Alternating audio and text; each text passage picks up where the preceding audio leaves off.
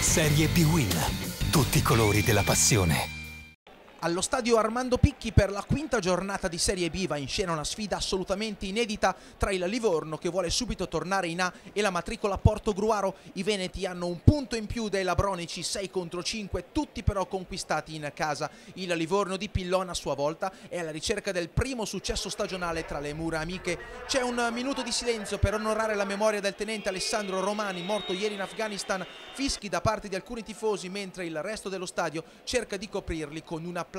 Si parte agli ordini dell'arbitro Nasca di Bari. La prima occasione da rete è all'11° per il Portogruaro. C'è questo angolo di Cunico, la respinta corta della difesa del Livorno. Madaschi all'indietro per Schiavon, la gran botta di destro, la risposta di De Lucia in calcio d'angolo. Provvidenziale l'intervento di De Lucia sulla sventola del numero 80 del Portogruaro. Eravamo all'11°, al 16° prova a rispondere Tavano su punizione, brutta esecuzione sulla barriera, fischia il pubblico di casa. Pillon non è contento, prova a fargli cambiare idea Perticone con questa discesa sulla destra. Provvidenziale il rinvio di Amodio che impedisce a Dionisi una battuta pericolosissima all'angolo per il Portogruaro. Il colpo di testa di Espinala a lato, con De Lucia ingannato dalla traiettoria della palla modificata dal vento. Intervento di Madaschi su Dionisi, c'è il fallo, vorrebbe il rigore. L'ex attaccante della Salernitana ha però ragione Nasca, il fallo è fuori area.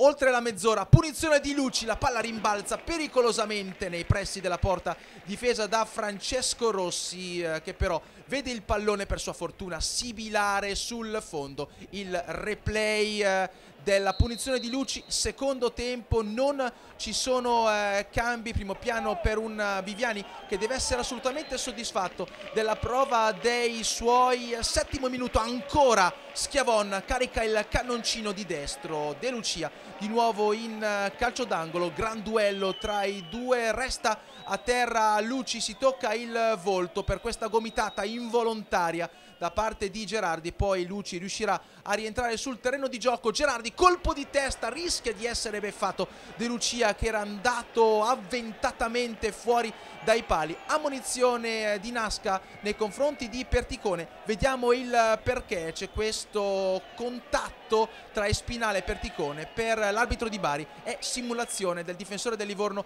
di scuola Milan. Pia scatenato sulla sinistra, palla all'indietro, arriva Cunico, provvidenziale l'intervento, l'opposizione con il corpo da parte di Ioria. Il Portogruaro ad essere più pericoloso, ancora Pia ci prova dalla grande distanza, palla alta con De Lucia comunque sulla traiettoria. Questa è un'occasionissima per gli ospiti, male Perticone nella tattica del fuorigioco, poi va a recuperare splendidamente impedendo a Pia di battere quasi a colpo sicuro. Il replay evidenzia il recupero di Perticone, che poi dice: avevo sbagliato io. Siamo al 32°, ancora Perticone in percussione offensiva, secondo giallo per Schiavon, che viene espulso. Portogruaro in 10 uomini, la squadra di Viviani dovrà quindi soffrire. I pericoli però arrivano solo nel recupero, colpo di testa di Miglionico e miracolo di Rossi. Siamo al 48°, ma non è ancora finita. La palla di Sellerino per Dionisi, ancora l'uscita